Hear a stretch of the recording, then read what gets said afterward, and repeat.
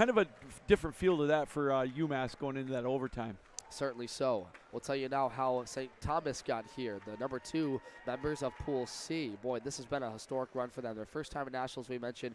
Game number 1 was against number 3 Kentucky. A shutout, 3-0. Goaltender Samuel Hopfier had a wonderful night, saving all 24. Then the next game, we saw this one, number 4 Bentley, 3-0 final. Again, Hopfier had a wonderful time in that one. Tyler Johnson had a goal in that one, as well as for them, the other Justin Johnson. And meanwhile, England got on the board, and then finally they had a 3-2 overtime victory. This was the big one over number 1 University of Mary, taking down the reigning back-to-back national champions. Boy, not something many people expected, but they made it here, and we'll tell you more about it as we get ready for this one. We'll turn this to our public address announcer for the starting lineups.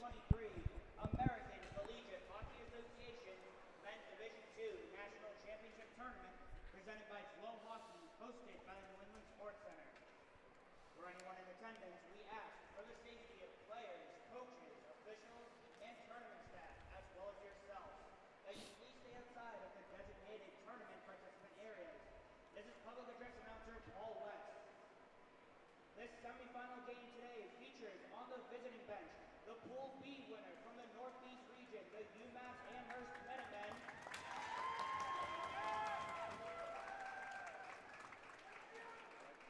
And on the home team bench, the Pool C winner from the Central region, the University of St. Thomas Tommies.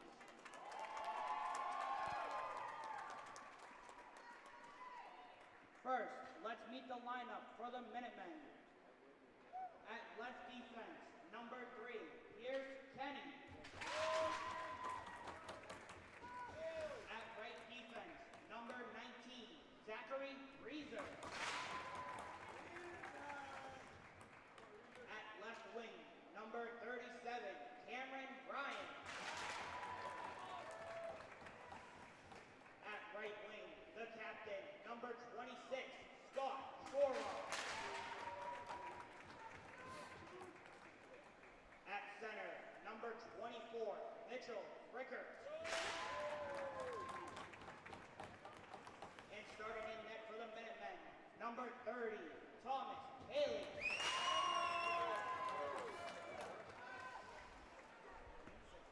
And now the starting lineup for the University of St. Thomas. At left defense, number 7, Brett Stokes. At right defense, number 2, Derek Breezy. At left wing, number 13, Zach Simon. At right wing, number 9, Justin Johnson. At center, number 21, Nick Davison. And starting in goal for the University of St. Thomas, number 29, Samuel Hopfier. Ladies and gentlemen, would you all please rise and silently remove your caps for the playing of the Star Spangled Banner performed by Margaret Dixon.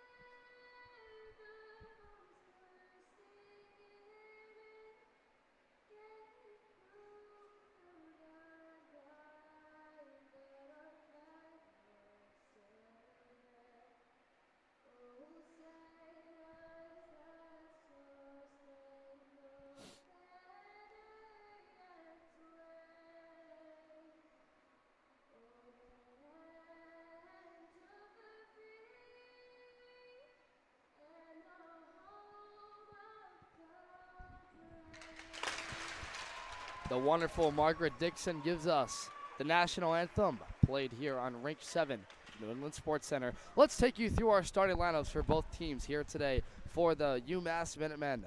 They'll turn at the defensive pairings to number 3, Pierce Kenning, a junior from Needham, Massachusetts. At right defense, number 19, Zachary Reiser. At the wings, they'll take up to the left wing, Cameron Ryan, number 37. He is their senior. Number 26, Scott Chirac, the grad student's captain. And at center, number 24, Mitchell Rickards. For the St. Thomas Tommies, at defense, they'll go at right defense, Derek Breezy, a senior of Hudson, Wisconsin. At left defense, number 7, Brett Stokes, a junior of Buffalo Grove, Illinois. At the wings, they'll take up there with Zach Simon, a sophomore out there, along with the right wing, Justin Johnson, a senior, one of the many leaders we'll talk about on the St. Thomas team. At number 21, down the center lane, Nick Davidson, Lou. And behind the pipes, first for the UMass Minutemen. In goal, Thomas Haley. He's came in for Ryan Delida in that second game against Concordia. 3.75 goals against, most of that in that Concordia game. Came in cold, gave up a few goals late. 903 save percentage. And we talked about for the Tommies, Samuel Hopfier, 3-0, .63, and a 976 save percentage. Ben Steller so far in net this weekend. Both teams gather at center ice, and here we go from this men's Division II national semifinal here in Marlboro. St. Thomas tries to take it into the attacking zone quickly. There's the first shot of the game, a high riser there coming from Samuel Ohms, a senior of Mendota Heights, Minnesota, as is most of this St. Tommy's roster from this great state of hockey. Now, here the Minutemen try to go on the attack up the left wing, kept into the point there by Pierce Kenny. The Tommies are head coached by Ben Sojin, assistant coach. Also named head coach is Will Griffith, as well as Jack Sterney, their assistant coach. They'll work into the attacking zone there, up the left wall there, carried up into the zone. Zimmerman took a blast. That one hit a body in front just wide. Far half wall. Carried up here. It stopped. Time to gain possession is the Tommies into the attacking zone. First to get there is Davidson, the starting center for them. Takes a check, shaked it off there as Pierce Kenny knocked him off the puck. It's carried back out through center. Zimmerman dumps it back after gaining the red line there, as that one will be called back for an offside, as they say he didn't get it. Well, you know, first minute into this game, Devin, and both teams kind of the old stereotypical feeling out process as they both get a rush on each side. Now we're going to get a face-off down in the Tommy zone. The Minutemen are head coached by Mike DeFazio. Assistant coaches are Jamie McGarrian, Anthony LaPierre, and Scott Cook. Their athletic trainers Rob Kearney, and the manager is Drew Carlton. And this Minutemen team trying to make something of it, get to a hot start. We saw them get that against Concordia in the game you and I watched. For the Gulf Coast, they were in a 1-1 tie for most of that game, but they were able to hold on at the end. When they got an empty net, Florida Gulf Coast tied it up with 8 seconds left to go to overtime, but the overtime didn't matter for naught. As Florida Gulf Coast got the win, UMass got the win in the pool with the tiebreaker and goals against. This one sent back the other way. It's first met up there. Icing waved off. The Tommy touching up there for it was Parker Wente, a freshman of Plymouth, Minnesota. Carried back out by Josh Herms, their captain. He'll settle it down there out of midair. Wente tried to center it up there. Hip check, shaked off there. It was McGrath coming in. And Sean McGrath, the senior of Wilbraham, Massachusetts, a Marine and a through-and-through leader for this Minuteman team. Now St. Thomas to get it out in their own zone.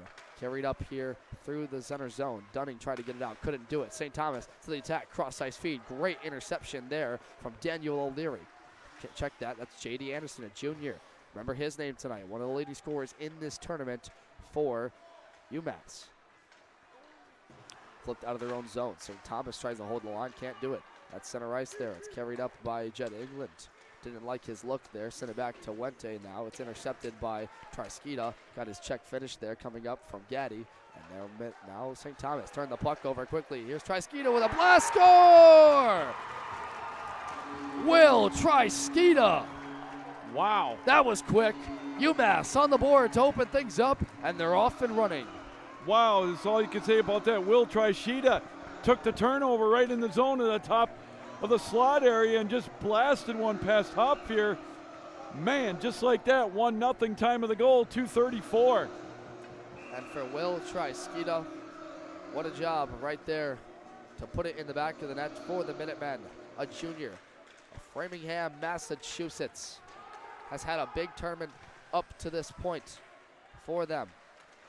As Trisketa gets on the board with just under 3 minutes gone in this first period, and that is exactly the start this UMass team wanted. I had a chance to catch up with their head coach before the game, Mike DeFazio, wonderful head coach, wonderful guy, and he mentioned to us that they would love to have what happened against Concordia when they had a 4-0 start.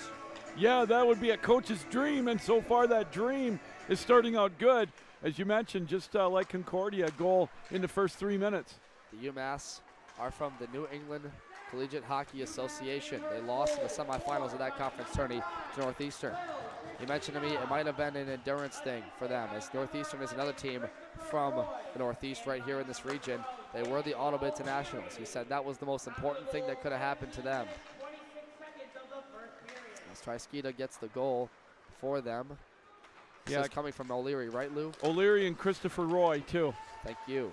That one's now trying to carry the blue line by the Tommies. It's better defended by Christopher Roy. Roy checks off Davidson, who was trying to poke check it out. Has to center it back over the blue line. Now it's the center. Ellie Vish sent a puck on net. That one was easily saved there by the Tommies netminder, Samuel Hauptfier. He's been excellent, but he let up that first one right there from Trisketa. We'll see what kind of action he can hold off as the Minutemen have gotten going. 1-0 is the hockey game score from Will Trisketa in this Men's Division II semifinal.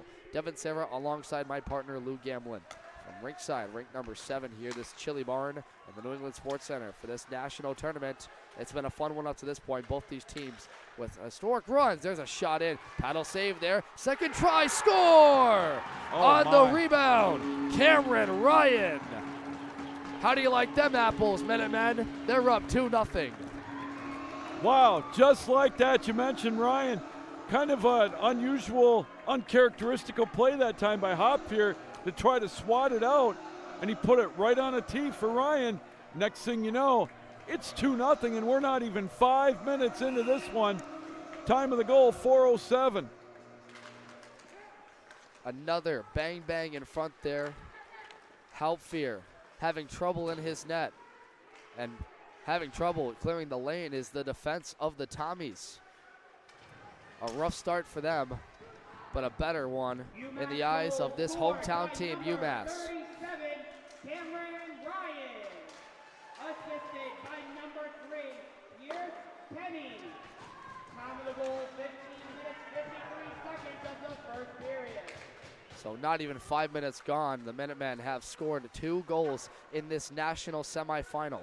Their first one since the 2019 year. Well, that one's played out of midair. It's a high stick, so they can't touch up. They'll make changes as that happens. Over the red line, it's dumped in there by Michael Magonio of St. Paul, Minnesota. Trying to knock the one out of midair there was Zimmerman. He couldn't do it. It's back there played by Dobchuk. Dobchuk tried to rim it up the boards. It stopped there, and now it's up and out of play to the netting. And this is not what St. Thomas wanted on their start. We mentioned their record up to this point, Lou. They've been doing a good job early in games. They've shut down teams, but right now they're the ones that are in that case. Well, you know, one of the things that we talk about from time to time, when you get these good teams in a situation where they're not behind very often, how do they react? And now this is going to be a great test of that for St. Thomas. And for Ben Sojan and Will Griffith, I got the chance to catch up with them as well. They talked so much about the veteran leadership on this team, the emotional leadership. Yep. We talked about they were able to overcome a game against the #1 team in the nation. There's a shot on net saved by Hauptfier in UMary. What someone called the upset of the century. Maybe a little extensive there, but it was a big one, as many picked UMary to go three-peating on national champions. And so UMary will go to Division I next year. St. Thomas will move on in this tournament right now, trying to win this semifinal game, but they're down by 2 early in this one.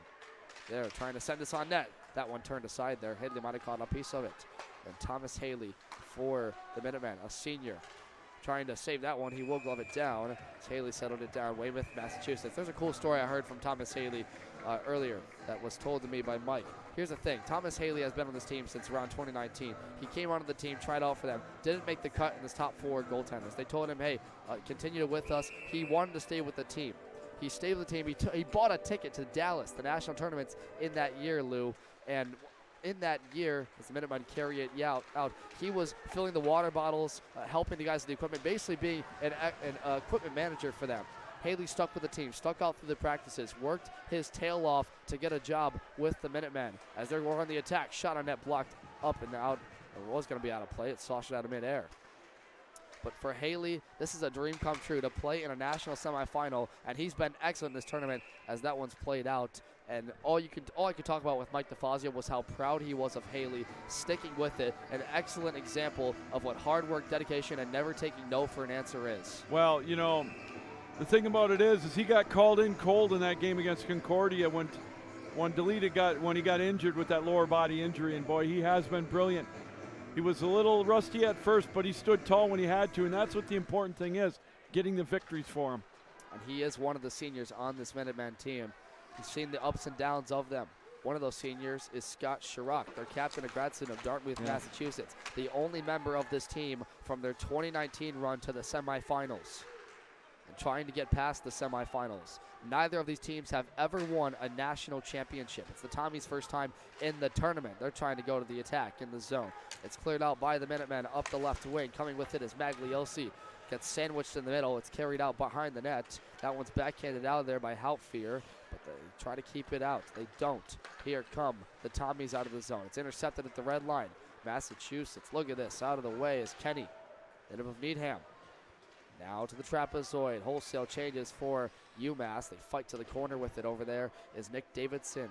The center is trying to get this puck free. He will. Brett Stokes is there to carry it from the left circle or left corner to the other side. Now taken by Breezy. Derek Breezy. Missed Stokes right there. Allowed Minutemen to get this backhander. That one turned wide on the glove side there of Hauptfier. 12:25 to go in this first period. Devin Silva, Lou Gamlin, Men's Division II National Semifinal. Minutemen up 2-0 with goals from Will Trisketa as well as Cameron Ryan. Both bang-bang rebound plays. Now, St. Thomas tries to take it out of their own zone off the right skate of Jake Hay. Hay will go back to retrieve it in his own end.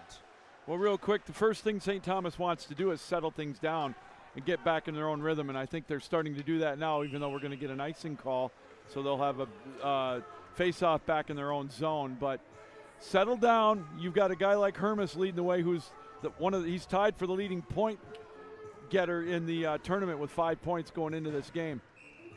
Well, this Tommy's team is no exception to adversity, Lou. They've been down in games before, notably in their conference, the WCCHA, in which they've played teams out west, a number of them. Off the top of my head, kind of missing, but you know that's what their head coaches over there have talked all about there. Ben Sojan and Will Griffith being battle-tested and patient.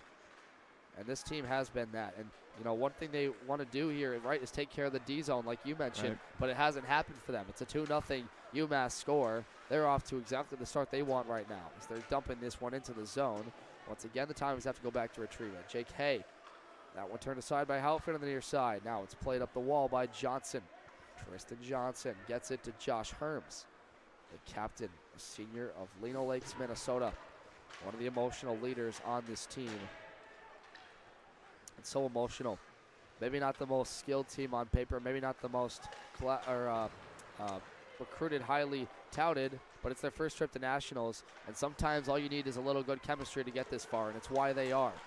That one's dumped in at the red line. Up the far wall. Great point. Well, you know, you talk about the two teams coming up next with Iowa and Indiana. 4 seeds in their pools. You know, you get a little momentum, you get a little emotion going into it. You know, you're playing with house money, so to speak.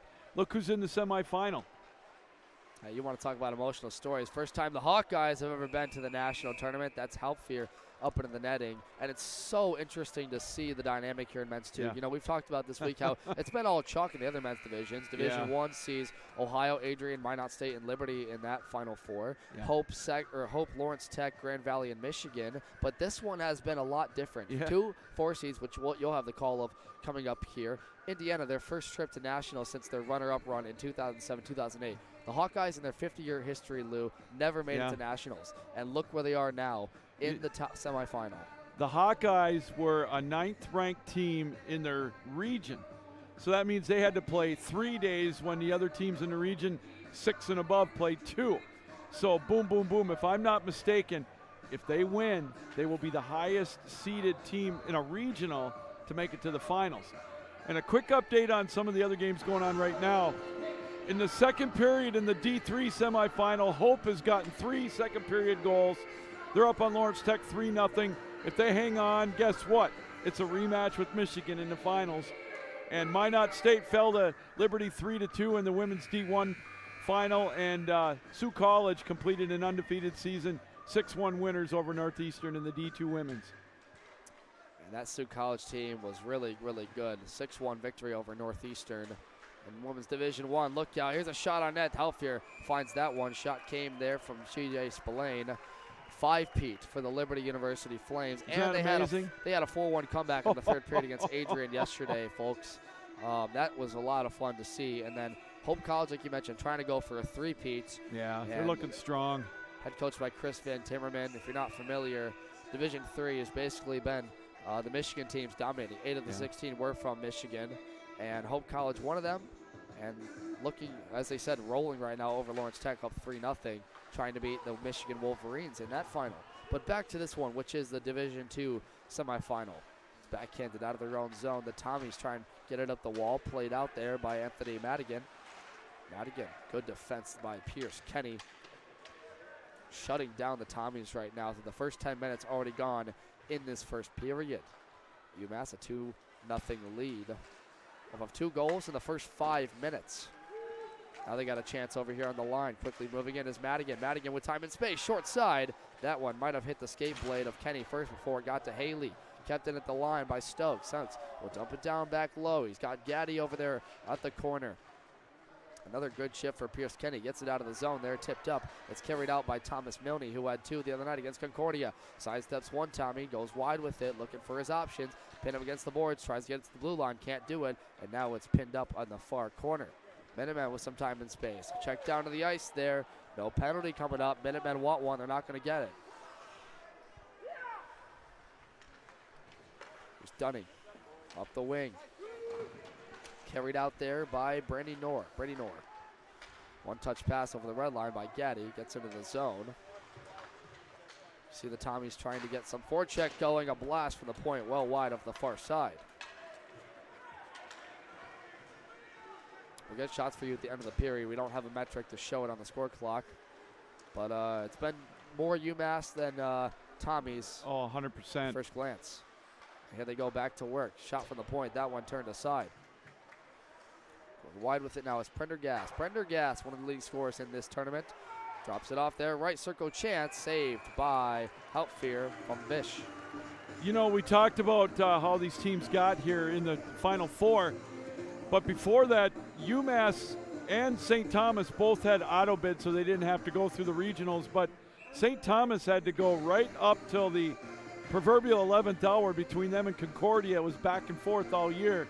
And they made it by percentage points to get that auto bid, so they didn't have to go through the regional gauntlet. As Lou mentioned, both these teams did have auto bids to nationals. St. Thomas is fortunate for that, you know, being from the Central region, so many tough teams. But able to make it to nationals here in their first bid, first time at semis. Here's a chance to the right circle, saved by Haley from Simon. Now it's loose to the slot area, looking to wind up with it. There's a shot tipped in front first. It came there from the low slot by Parker Wente. We're going to get a whistle.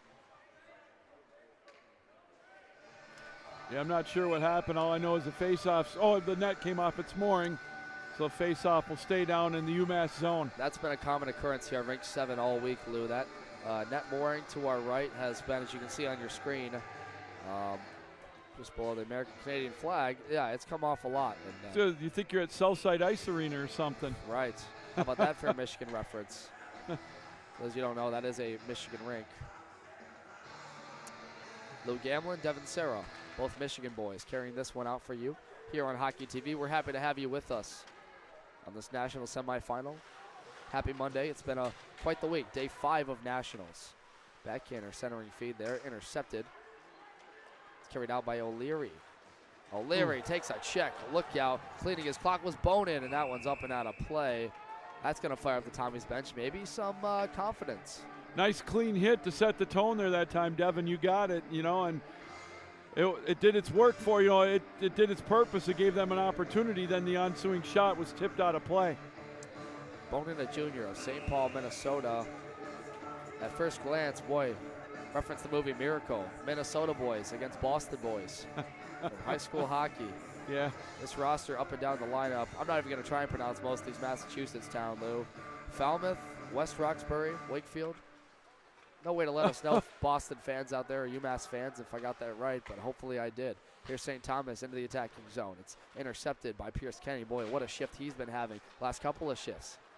Looking down low on that. That's the defenseman of Needham, Massachusetts. Worked around the rim. Davidson thought about a blast. Breezy did. Liked the better of it. Down low there. Intercepted. First save by Haley. Second try comes from the left circle. That one turned wide. Escape blade of Justin Johnson. Some nifty moves. Centering feed. Another good play by Kenny over there. Now, Davidson holds the line. Tommy's with some good pressure right here. Able to keep the blue line. Minutemen try and get it out. They won't do it. Here comes Justin Johnson down low. One touch feed. And that one's saved better by the goaltender, Thomas Haley. Well, that was a good save by Haley. Good pressure being applied by St. Thomas. Simon and Justin Johnson really putting the heat on now. Derek Breezy tried to clap this one to his teammate over there. Justin Johnson didn't get a lot of smoke on it. Allowed them to come inside. What a save, and they score! Is that Cameron Ryan again? I believe so. Another chance out in front. And yeah, Ryan's got 2 tonight. And the Minutemen lead 3-0. 6:21 to go in the first. Boy, oh boy, Devin, this is looking eerily similar to what we had the other night when they played Concordia. 3 goals in the first 14 to 15 minutes and jumping out to a 3-0 lead. Man, this UMass team is coming loaded for bear in front of their hometown crowd. And that all started because Breezy tried to get up the wing to Johnson, and the Minutemen were pinching down on them, forced it to the end boards. He eventually sent it out front. Halfier made a great right pad kick save, but he couldn't find the rebound. None of his teammates could. And so it's in the back of the net. Cameron Ryan with 2 tonight. And now, boy, the deficit grows for the Tommies. McGrath will get the assist. Assist from McGrath and Richard right there.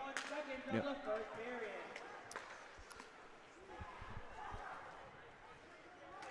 And you're right, the game that we saw, pardon our broadcasters' history here, but we did see that game. And in that game, UMass had a 4-0 lead over Concordia. We say it was similar because this score is getting up there. UMass was buzzing the whole period. That one comes back for an icing. It seemed like Concordia, with as many goal scores as they have, 3 of the top 4 players in the nation Concordia had, UMass shut them all down, and they just capitalized and joined on the rush the other way. It was impressive. Oh, it was, you know, and the one different thing maybe in the one out of those first 3 goals, they had a couple of minutes apart, you know, but still the results are the same. And again, you mentioned it, buzzing in that first period, and then UMass is still doing the same. Tommy's trying to change that. Hauled down is Brady Noah. Rather, he tripped himself up the far wall. You can see UMass is on a mission. We talked about the history of them. Semifinal in 2019, have never reached the final. Such a skilled, such a deep team. Yeah. All 4 lines, they roll out there, and they expect all of them to score or contribute. And that one's, offside, as was touched up there by Leslie. And, you know, one more point about this team is they've been, like we like to say, battle tested. They lost their conference tournament to Northeastern, and they came here expecting to do better. And sometimes it's losses like that you need to go forward. You know, and don't kid yourself. They wanted that game against Northeastern really bad. These teams are so close in this area. You talk about hardly any travel time. These guys, they play the both Boston teams, you know, all the time, Northeastern. And to get where they're at, there is some good quality hockey in this corridor. Now over the line quickly. Here's Trisketa, has 1 tonight. It's touched out of the air. It's offside. Tommies will change. 4:24 to go in the first period. 3-0 UMass in a pretty one-sided period. Tommies had a couple of chances. They had a good cycle about 3 minutes ago, but nothing came of it. As boy, Thomas Haley, since he came in for relief at Delida in that Concordia game, he has been phenomenal. Out of midair there, it's played. Yeah, you know, the few chances that he's had to face, Devin, he he's looked solid. And, we've talked about it all weekend. The longer you go with a shutout, the more confident you get. And, boy, it just does something to your mental game. And, then you can start just really clamping down on him. Haley played in 6 games in the regular season with a winning record. And this UMass team has 3 really good goaltenders. Yeah. Included in that was Trey Peterson and a freshman in Ryan Delida, and then Thomas Haley. The future is bright. You took the words right out of my mouth. You beat me to it that time, Devin. Good job. Well, it's you see it how it is. I mean, it's a wonderful group that they're just bringing here, and both these programs on the ice have a lot of respect for each other, and as do Minutemen, who lost to Florida Gulf Coast. So much of that game had so much at stake. The pool winner, Florida Gulf Coast, had to win the pool by a tiebreaker and have some help with 2 more goals. They couldn't do it. It just was a weird feeling. You and I stayed around, and when we saw the empty net goal, we left because we figured it was already over, and woke up and saw that, and I'm thinking, you're kidding. But we talked about it at the top. That must have been weird to know you're going into overtime being UMass. You're tied. Even if you lose, you're going. It's just a different mindset that I've never seen a team have to experience. So, added twist to the tournament. Well, certainly, and if I said earlier how last year they were in the same tiebreaker scenario, similar to what UMary was, right? They were down by 2 goals in their pool. They had to win and get help, and Dakota College Bottineau ended up winning that pool against them. And so they know what it's like to be on the wrong shoe of it, and now they get the better of it this year. And maybe that's a sign of good luck. Maybe it's a sign of something more. Here now come the Tommies the other way, in their own zone to carry out with it. They need some sort of spark. They're down by 3-0. It's not a lot. Definitely comebackable. That's not a word. Definitely able to make a comeback. Today. But, yeah, I mean, it's been all UMass so far. Another time the net comes off its moorings. And I think officials are actually going to look at this one. They might be looking to work on it a bit because that thing hasn't been secured really all week. I mean, maybe it's some short moorings. I think it's only supposed to rise up about 6 inches or so. Right. Maybe it's shorter to the ground. Who knows? And it was funny. I noticed something in warm-ups. We saw the referees sliding the puck through the ice, and they were talking amongst each other going right here on the center ice line. I've noticed them do that from time to time, but they've spent a lot more time on it. I wonder if they'll start talking about that more, with the goals coming off the moorings even more than they normally do. Let's play it up in the half wall. Trying to keep it inside the zone is Anthony Madigan there. Rickard trying to send it out. He has an assist on the most recent goal, scored by Cameron Ryan on a rebound. Oh, look out. Linesman got hit by the puck in front of the Tommy's bench. It's carried out by Cameron Ryan, the most recent goal scorer. Checked hard to the boards there. Coming in is Chirac. Up to the point there. LeBlanc sends it deep again. Here's a cycle coming up. Cameron Ryan holds the line at the blue line. Shot on net. Seen there by Hauptfier the whole way, and he'll get a whistle. That's a big save right there, Devin. He's kind of struggled a little bit with the rebounds and whatnot. Being able to get a little confidence now. Under 2 minutes to go in the period. If they don't score here, they'll get settled in, just regroup. 2 periods left. If you said many times, 3-0, one of the toughest leads in hockey. Certainly. In this tournament, I don't think St. Thomas has seen a score like this against them. They've been up 3-0. Yeah. Finished games twice. I don't think they've been behind yet this first time. Yeah, great point. Down low come the Minutemen. Trying to find it in front there. Like the left circle, Rockstar angle might have been a shot. It was carried out anyway. Over the line, sent in long there by England. Chet England. Chasing after by Josh Herbs. Roughing his man to the boards was England. They're on Prendergast. Give him a little tap to move. Now they'll send it centering feed there. A little miscommunication there by Herbs and England. Now England finds this one. Turns around. Shot saved by Haley. Trying to go through the 5-hole. That was a quick one. Yeah, and Josh Herbs was right there just in case that puck squirted out of that 5-hole. And a great job by Haley to gobble it up and hang on. 1:03 is left in the first period here. UMass up 3-0, as you can see. Happy to have you with us here on Hockey TV. And stick with us. We'll have more action today. After this contest, it will be the matchup of the Cinderella number 4s. Iowa, their first trip to nationals, and Indiana, first time since 2007-2008 when they were national runner-ups. Up the wall, it's played out. 1 minute to go in the period. Shot there, blocked.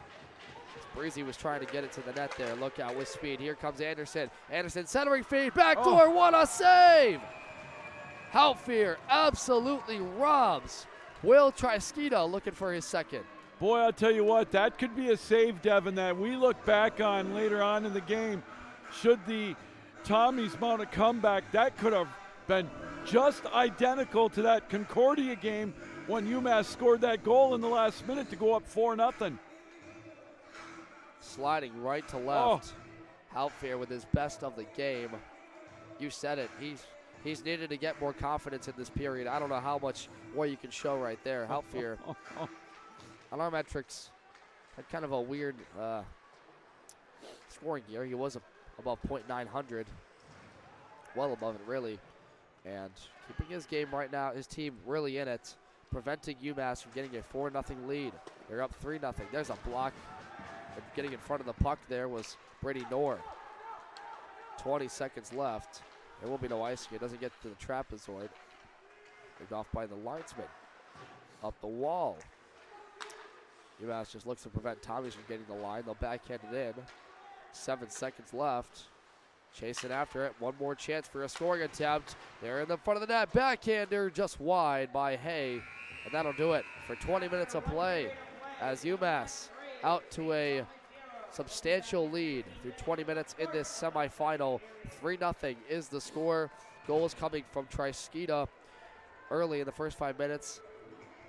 Then it was Cameron Ryan, and he has 2 in this period. Cameron Ryan does. So UMass feeling all the confidence. Tommies need to make some adjustments before coming back out. Stay with us. We'll have second period action for you in roughly 15 minutes.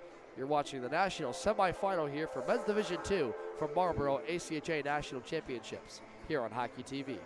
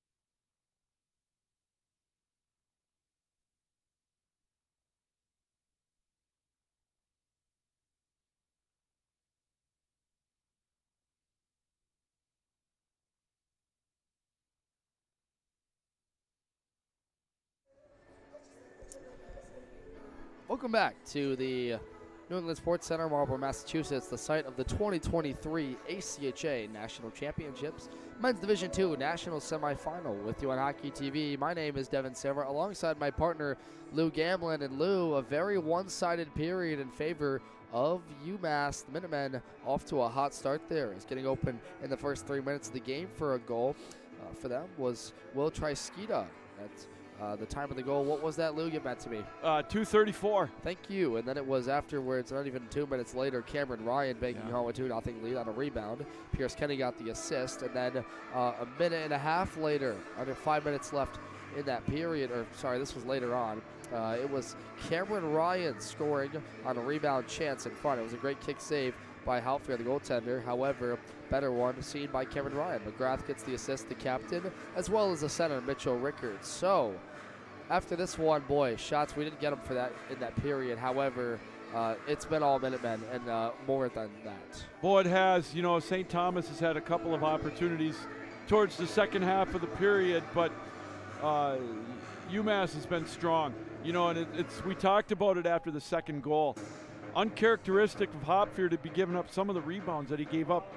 So, and then they gave up, you know, they got more traffic, UMass did, to make it 3-0. And, you know, if you're St. Thomas, you try to build on that miraculous save that Hopfier had with about, 48 seconds left in the period. Maybe they can get back into it with that one. Still a lot of hockey left, 2 periods of play left. But, man, if you're UMass, just, wow, keep the full court press, so to speak, on the net, creating those second and third chances for what you like to call greasy goals. Man, you do that, you get up 4-0, man, and it's really going to be difficult for St. Thomas to come back. To give you some context for the Tommies, they have only allowed as much as 2 goals in a game in this tournament. That was a 3-2 win over number 1 UMass, which was the big upset here in Division II. He allowed 2 in that game, so 23 for 25. Now he's allowed 3, the most goals per se in a period for him this tournament. So what adjustments does St. Thomas need to make to come back in this one? Well, obviously they got to control the neutral zone and then try to get more pressure on the other end. Try to create some odd man rushes. And on the defensive end, you just got to clamp down. You got to create, take away the forecheck. You know, who knows? And then again, get that goal, get that confidence. Tell yourself you can score on these guys, and then let the floodgates open maybe.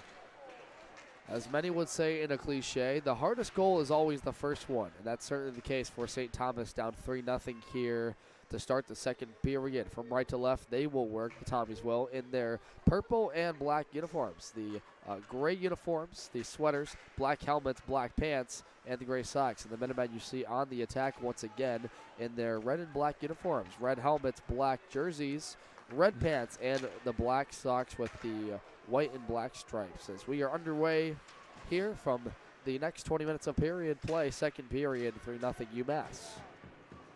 Up the wall, carried back into his own zone. Brett Stokes had to go retrieve it there. UMass will go on for his first change of the period. St. Thomas tries to work it up the left wing. First up, it's Jonathan Hallstrom. Look to go to Nick Davidson over the line. It's carried now. Cross-ice feed for Simon missed. A chance from the blue line. That one went well wide, far side. Hallstrom attempted it. Cycle coming up here, looking for a tip in front. That was Zach Simon there. Off the shot attempt from Justin Johnson. No fight to the corner for it. First, it's a UMass player there. It's John McGrath, the captain, and a Marine for them. Now it's Tommy's back on the attack again, up into the netting. It was just an inch hair over the stanchion, stoppage of play. Well, you know, Devin, I like that play that they set up with Simon. He's had a couple of opportunities in the opening period. If they connect, he's going to have a wide open net because it's been there 3 times now. And unfortunately, the pass has either been behind him or just happened to hop over a stick, but it's there. Little love there from both the center ice dotman there. Taking it for the Tommies there is, for the Tommies there, Tristan Johnson up against Prendergast. It's pinned up against the boards. It's a UMass player there first, carried over the line. Here comes Sean Leslie. Leslie drop pass to Milne, looking to wind up. He might have whiffed on it. Shot there, blocked in front off of Johnson. Corner, hard spill there for Leslie. Tommy's clear the slot area. It's carried out. Attempting there is Madigan. Good pressure, pinching him off the play. Shot. That one turned behind the net to the near corner. Up against the boards. Back on the pressure. Here's Vish. Ellis Vish. Now it's picked up by Johnson. Slides it over for the line with speed is Wente. Sidesteps a Minuteman. Shot on that save. Rebound loose in front. Oh. Trying to backhand a second try there. It's still loose in front. And finally UMass comes out with possession. Tommy's, however, still on the attack. Another try. Score! Nicholas Salvatore sticks with it.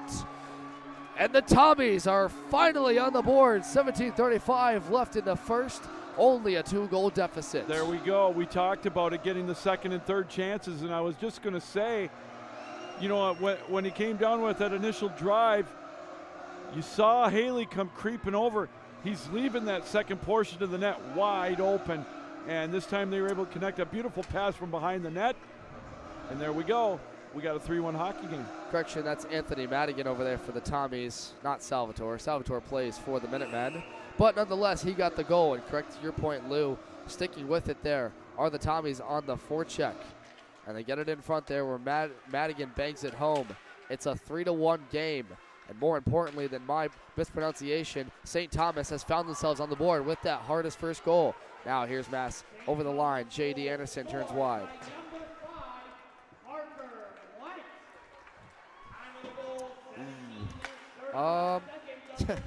I guess we're all wrong here in Marlboro. Scoring stand called the goal to Parker Wente. I think it was rather shot in there in front by Madigan, but nonetheless, like we said, what's important is that it's a 3-1 score. Well, that's huge. You know, and again, I'm going to go back to that save that was made by Hopfier at the end of the first period. 3-1 our score now. It's a beauty of a goal for St. Thomas. That opening is there. And they were able to take advantage of it. And notably, it looked like it went through the 5-hole of Haley, Lou. Yeah. So yeah, like you said, there are openings. Thomas Haley, no discredit to him, is a wonderful netminder. That's just sometimes how it goes, and it's just a better shot in front there. And we talk about that because St. Thomas hasn't seen that basically the entire game. They haven't found that slot lane chance for a quality one, and when it has, it's been Haley stopping it. It's 3-1, and now they're back in this hockey game. 16:46 to go. Second period. Devin Severa alongside Lou Gamlin from Marlboro, Massachusetts. Just west of Boston by 45 minutes. 70-plus teams this week shipped up here to the New England area for some national championship action. Such a great weekend for all teams involved. Yeah. And a lot of fun for us, Lou. We've seen a number of divisions. Women's 1, men's 2 in the semifinal now. And boy, oh boy, a lot has happened, especially yesterday. A couple of overtimes, a couple of upsets. We told you about St. Thomas upsetting number 1, UMary. There's taking off a check there. Over the line comes McGonigal. Shot that one in at the half wall. It's backhanded down low. He takes it back. Good job by Ohms to keep it. Holmes gives him some support there, but he's defended by Pierce Kenny. Kenny over there gets help from his captain, C.J. Spillane. 1 of 4 captains on this UMass squad. That one's way out of play. You know, Devin, getting an update on some of the games that are going on right now in the other divisions. In the other Division 3 semifinal, Michigan won the first one 2-1. Hope opened up the second period. They were on a 5-minute major. They were in the penalty kill. 2 shorties. And 10 seconds after they completed the kill, scored again, added another one, 4-0 after 2. And Adrian is up in Division 1 against against Ohio, 2-0 in the second. Mostly higher seeds winning, as Lou mentioned. The word we like to use is called all chalk, describing higher seeds today winning. And right now winning is Adrian over the Bobcats of Ohio. We saw them in that thriller overtime yesterday. Little anecdote about that one. 4.1 second left chance. There's a one for the Tommies, saved by Haley. The shot attempt came from Derek Breezy. They scored with, get ready for this, folks, 0.1 seconds on the clock. It was 6-on-5. Net was pulled against Jamestown. That was number 7 Jamestown against number 2 Ohio. And Ohio forced it to overtime. Then at about 14:55, the hero for them was Turner from the blue line chance. And it was a miraculous game and a miraculous finish. There's one glove down by Haley. Oh, it was a little dangerous as that was Herms in, but It's been a lot It was of crazy. chaos. And then the game you called where Minot State survived a scare from Indiana Tech in overtime. Yeah, this St. Thomas team played Minot State once this year, you know, and they survived the 1 versus 8, but to Devin's game that he called in that Ohio game in D1, they have the benefit of video review, and that turned out to be their benefit because Ohio's goal there with 1/10 of a second was originally waved off. Lots of going on here at the 2023 Nationals. Like we mentioned, and trying to do a lot there was Thomas Milne looking for his first. That one's seen by Houtfair on the short side. No goal. 14:50 left in this second period. UMass 3-1 lead after 3 goals in the first period gave them the edge. Well, you talk about great games, and we'll go back to the St. Thomas's game against UMary yesterday. They jumped out to a 2-0 lead. Then it was 2-2 going into overtime, and those two teams know each other so well. And you know, St. Thomas had beaten them earlier in the year, but when you're the king like UMary is or was, that is an upset until the king is done, and there is going to be a new king. Many picked the Marauders to three-peat in this tournament. That will not happen thanks to these Tommies. And what a job by them. We've talked about in the broadcast here throughout this coverage. First time ever at Nationals, and they find themselves in the semifinal. How about that? UMass in their first since 2019, trying to lead the score. Trying to weather the storm there was Prendergast. To the corner down low for Leslie. He's pressed up against there by Johnson. Get it to the front of the net. That one's played out. Good job by Jonathan Hallstrom to get in front of that puck. Here to the left wing. Here's Johnson looking for a shot. High riser. Oh, almost field. Haley helping him out there. Was the only goal scorer for them, Madigan. Although it was called by the scoring tan as Anthony Wente. We'll get clarification for you at the break. Meanwhile, here they come into the attacking zone again. On a dime stopped is Josh Herms. Pressed up against there by Langley. Has to get it back there to Bonin. Check that, Madigan. Madigan, who stepped up in the center ice zone there, right on Trisketa. Through the center zone. Nick Davidson with speed. Skates wide. He's going to be cut off on the play. That's going to be a penalty coming up to Christopher Roy right there for taking him out. Yeah, first penalty of the game here. It's been a pretty clean game, Devin, so far as we're at 6:32 into the second period. So here's an opportunity with the power play for St. Thomas. Boy, they get a power play goal here. Things are going to get a little tight. Still a lot of time left in this one, Devin. 3-1 in favor of UMass, but St. Thomas on the power play. Right draw to the right dot. Official waves him off that first time. Tommies win the draw. Up top, here's Breezy looking for his options. Doesn't like it yet. Down low to Johnson. Across for Breezy. Breezy down low to Jonathan Hallstrom. Gets it back to Breezy. Patience here by St. Thomas. Center ice. One time in the back door, and fanning on that one over the net was Justin Johnson. What a beautiful chance. Still time to work with it, however. Great keeping the line there by Breezy, but it flipped up onto the top of the Tommies bench, so they'll have to redo it. Yeah, you called it on that penalty tripping on Roy, so he's going to serve another minute and 35 of this penalty as the Tommies, as we mentioned, first penalty of the night. It's been a very cleanly played game, a couple of big checks, but nothing huge, and here we go for the Tommies. Face-off violation. There was Catano, official. One again by the Tommies. There's to the slot area. Collecting that one is Johnson, who fanned on that last shot attempt. Breezy down low. Kicked pad saved there by Haley. Cycled around by Davidson. Shakes a check. Trying to clear the zone. Was Fish. Can't do it. Down low. Looking for a lane to go. It's Johnson again in front of the net. Time and space. That one might have hit a stick blade before it got to Haley. It's out of the zone. 1:03 is left in the first power play of the night in favor of St. Thomas. Boy, he's getting stronger in net as the day goes by, too.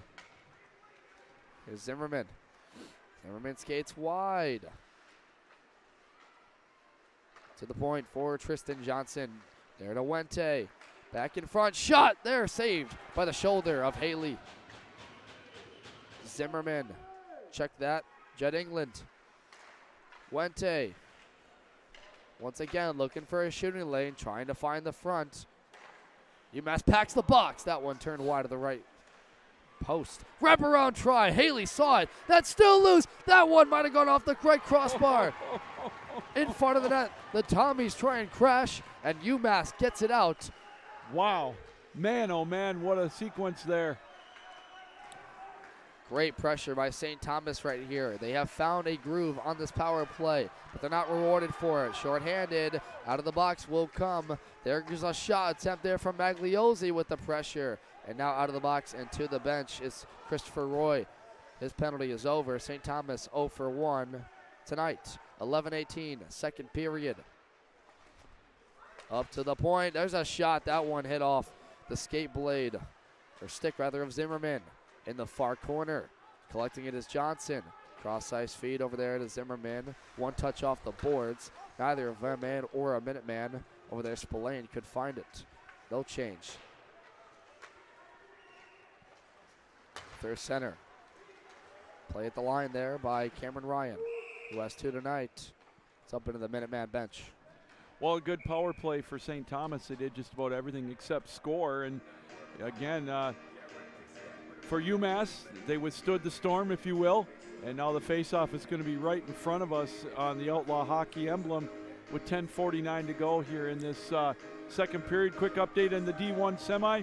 Adrian now up 4-1 in the latter stages of that second period, as it looks like we'll get our media timeout. And Devin, I like the flow of the game. St. Thomas has picked up the pace. They got that goal. Their confidence is back.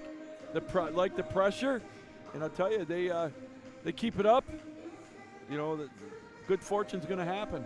Yeah, you said it well best, Lou. It seems like they have finally found their groove, because that first period was anything but what they wanted. UMass, like we said the other night, they got up to a 4-0 lead over Concordia, and that was the difference. They were in a tie hockey game with Florida Gulf Coast, but I was able to talk to their head coach before the contest today, that being Mike DeFazio, and he just credited so much the depth of his team. Yeah. Their leading goal scorers of this tournament are as follows. Leslie has been great for them, that being Sean Leslie, a senior of Braintree, Massachusetts. Then Thomas Milne, he had 2 in that matchup we watched in Concordia. J.D. Anderson also had 2 in that.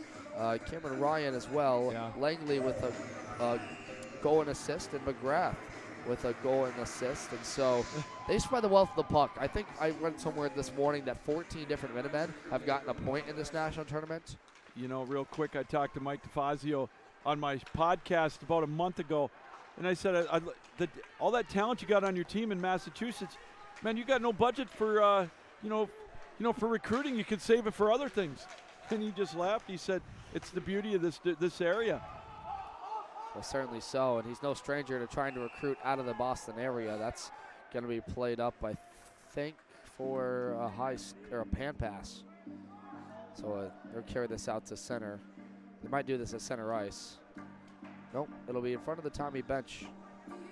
But you're right, and such a good job working with his players. We mentioned the story of goaltender Thomas Haley earlier, being really cut from the team before their 2019 run to nationals. In Dallas, came with them, and they made the semifinal that year, and he was the water boy, per se. Helped them out with their equipment, whatever they needed, stuck with it in practice, earned a job on the roster, and now he's starting here in the national semifinal, Division II. Winner goes on to play for the national championship tomorrow on Rink 1 here at the New England Sports Center, and that one's way out. Oh, our first little skirmish in front of the net that was almost falling over. Cameron Ryan tied up with Gaddy. You know, you talk about that 2019 team, and Scott Chirac, you mentioned at the top that he's the last remaining member of that team, and I can remember that game. Florida Gulf Coast, that's who beat them in the semifinal. They were the Kings, and they really thought they had them beat in that game. And the disappointment, obviously every team is disappointed when they lose, but boy, it just seemed like it was exponentially more. Here's Kenny holding the line, trying to work it down low to Leslie over there. Leslie had it, lost it, got it back. Off a skate blade in front, shot attempt coming from the point there by Reiser. Hit a skate blade, it's wide. St. Thomas the other way with speed up the wing is Gaddy. Centering feed there, looking for it to the backhand. Save there by Haley. as Madigan was trying to force this one in.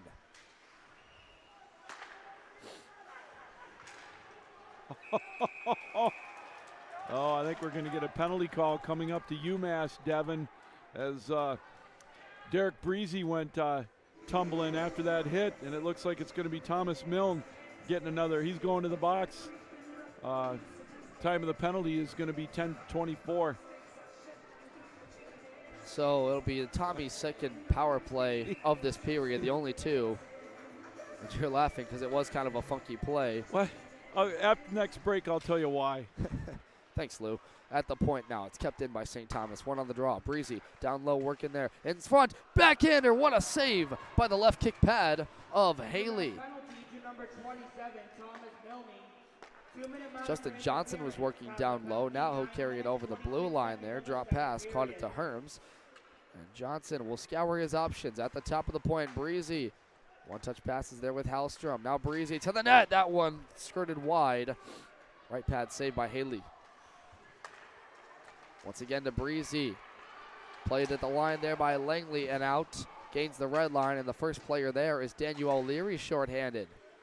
Side steps one, then two. What moves by O'Leary? But the captain for St. Thomas, Josh Herms, works it up the wall there for Johnson. Carried it back in. Too far. Reiser's there first to it. Gained the red line there. Shorthanded the Tommies on the heels. Here's Salvatore. Nicholas Salvatore winds up. A right pad save by Hopfier. Shorthanded. Solid shift there for UMass as they're killing time and going for the kill. Great penalty kill here so far. You're indeed right, Devin. Parker Wente, native of Plymouth, Minnesota. Over the line, Jed England plays it to Johnson over there. 30 seconds left in the Tommy's second power play of the night. Shot on net. Pierce Kenny with a stick blade. He's been great defensively tonight. Now worked up the wall. Here's Parker Wente. Scouts his options. Across the way. Shot on net. Right pad save. That time by Haley. Rimmed around the boards. They keep it in. 7 seconds left. To Milne's penalty. Minutemen get it out, and that'll do it. Tommies go 0 for 2 on the night. Then it will go straight off, and Minutemen will change. So St. Thomas trying to take advantage over the line. Here's Holmes to the net. That's saved by Haley under his left arm. Might have caught the glove before it came out. My vision was shielded on that one. I didn't see it. But it was a heck of a save, though. I'll tell you who saw it, our folks here on Hockey TV, as Ohms streaked into the net, catching UMass on a line change. And now here's Luke Bonin in the chase after it. Defended well by CJ Spillane. Up the wall, turned over. Look out, official collided with Vish. He's got something out for that official over there. Sent the puck on in on him. There's Derek Breeze to retrieve it. Halfier settles it down. You know, I go back to that penalty on Milne. In the spill there, you saw Breezy get up laughing. And, you know, it was, like you said, kind of a goofy penalty. It reminded me of his penalty he got going for the hat trick against Concordia. He went, after he missed the shot or whatever, he went by the goaltender, tripped him, and it just reminded me just like something on a slap shot. And so just goofy couple of penalties for him. There's a shot in from Bonin, went well wide. 6:38 to go, second period. Devin Serra and Lou Gamlin ringside for this men's Division II national semifinal. To the net, save by Halfier with the chest protector. Mitchell Rickard got all he could there on that one. It's going to be a whistle coming up here for a hand pass. Yep. So yeah, good rush by St. Thomas on the other end. And they kept it going after the penalty kill, and you know, they got that golden opportunity. They got to keep doing it. And they got to get Haley rattled a little bit. If they can do that, put that goal behind them, boy, we got a brand new hockey game. First glance shots are pretty even in this period. St. Thomas finding some mustard. Only one goal in this hockey game. Scored by Madigan, officially ruled for Wente. We'll get clarification again at the start of the third period. 6:15 to go. Inside the Tommy zone, Minutemen try to go to work. There's Prendergast behind the net. Now backhanded by Luke Bonin. Kept in at the line there by Roy, and they say he didn't. Yeah, they were it looked like to me that Milne didn't get back on side, so that's what they're going to call, I believe. So the face-off will come just outside the St. Thomas blue line. Both teams will get to change.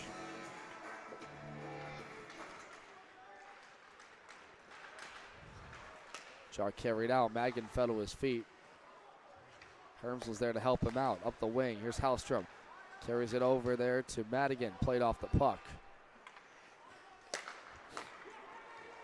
little back and forth they go. Here's Herms now with space. A shot there.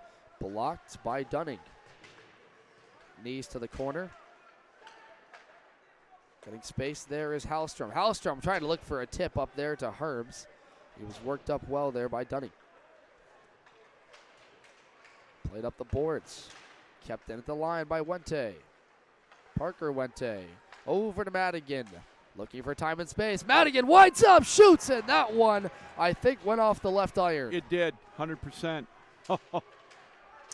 When will the Tommies get a bounce their way in this period? They've got one. Centering feed up and out of play. That was Tristan Johnson in front. Yeah, if I'm Thomas Haley, I got to give that goalpost an extra little fist pump, if you will. 5:06 to go in the second period. It was that close to a one-goal game. Well, Thomas Haley's had all he could work over. He's only allowed one in this period. St. Thomas, with a number of scoring chances, 2 power plays tonight. They're 0 for 2. Those the only penalties of this game. Right circle. Here's Magliosi trying to defend to the net. Backhand score! Samuel Ohms from Simon. 3-2. Tommy's answer again. Boy, that was a beautiful play. Found him right at the doorstep. Not a whole lot Healy could do on that one. So here we go. We got ourselves a 1-goal hockey game. Time of the goal, 15:04. Samuel Ohms, a native of Mendota Heights, Minnesota, one of the seniors on this St. Tommy team in their first appearance at Nationals. Comes up big. Hauptfear will settle this down with pressure, as I think Simon's going to get the assist on this one. Ohms this year in this tournament has only 1 assist. His first goal, or I'm sorry, 2 goals. And now 2 points in this national tournament in his 4th game. Clutch. St. Thomas is not out of this one by any means. UMass got off to a hot start, 3-0 in the first, but it's all been Tommy's as of late. And here comes Zach Simon again. Sent that one to the net. It was short side saved there by Haley. Another try from the blue line, wide of the right post. University of St. Thomas goal scored by number 8, Samuel Ohms. Assisted by number 13, Zach Simon. And by number 9, Justin Johnson.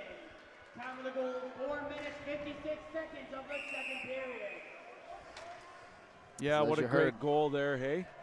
Oh, certainly, and much needed. I think we just said, what we say, the bounces weren't going the Tommy's way, as they had a number of scoring chances. That one you can consider it does, but it's good positioning and speed by Ohms to get in there. And Haley, he was sprawling out. That's been the key for them to score on Haley today. Get him sprawling, get him moving. Because he's a big boy. He's tall in front of that net. That face-off to the far corner. Picked up by Gaddy. Gino Gaddy. Poke checked. A surge from St. Thomas. There's a blast. Rebound off the iron again. Oh, my. Brett Stokes was trying to finish it home. Oh, This was nearly a tie hockey game. right off the crossbar. Oh, my goodness. UMass trying to get over the line. That's going to be a penalty coming up here. Good call on that one, Devin. It's going to be a penalty on St. Thomas. So, wow. I'm telling you what, how close was that to being a tie game? Now it's going to be a power play for UMass. Time of the penalty is going to be 16:24, and it's going to go on Brady Knorr. Unfortunate if you're a Tommy fan with us. Brady Knorr to the box. First power play for UMass tonight. And St. Thomas was a top crossbar away from tying this hockey game up. Here's a shot now. Good patience by Scott Chirac, but missed it near side. But go to work to the left circle, in front. Patient with it. One-time blast. That one turned wide. Attempting the shot was Reiser with a riser. Say that twice. Over the blue line, they'll carry with it. Here's Pierce Kenny. Skates wide, stops at the half wall. Played out by the Tommies there. They'll go off for a line change as the one intercepting that pass was Zach Simon. Goes to Haley, has to work quick with it. Here's one of the four captains, Scott Chirac. In at the line there with Cameron Ryan. Has two tonight. Looking for somewhere to go in front.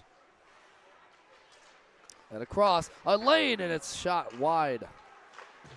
Halfier had to be ready for it there, and has cleared the lane of the zone. Another, that one time, changed by the Minutemen. A singular change, two of them for St. Thomas. Boy, he had that extra split second to get in position, did Hopfier, and boy, that was the difference.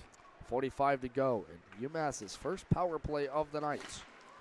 Carried over quickly by Prendergast. He's worked off the puck. Flipping over the stick blade of Trisketa. He has to get help there. Trisketa. Hilly missed Leslie now. Through center. Breakout coming here. Christopher Roy tries a sidestep. Derek Breezy. That flipped into the air. They keep the line, however. Here's Leslie across there for Prendergast. Shot on a tip, score! Sean Leslie on the power play. The Minutemen in the final 2 minutes extend their lead. It's 4-2. Boy, there was nothing that Hopfier could do on that one. That's textbook, Devin. Get traffic in front of the net. There was 3 or 4 of the Minutemen right there, and he couldn't see a thing. And a beauty of a play for the Minutemen, and they get back that 2-goal lead on the power play. Time of the goal, 18-12. The shot from Sean Prendergast, as Lou mentioned, is tipped in front. Very routine stuff and something UMass needed as St. Thomas was hot on their heels. Ready to strike. They rang it off the iron not once, not twice, but 3 times. And 2 of them were goals. However, it's back to a 2-goal lead. Shot that time saved by Halfier. Turned wide to the far corner. 1:36 to go. Second period. UMass. On the power play by number 8, John Leslie. Shot in. Haley saved that one. Didn't find it for just a moment. Sean Prendergast. And by number 9, Will Christina.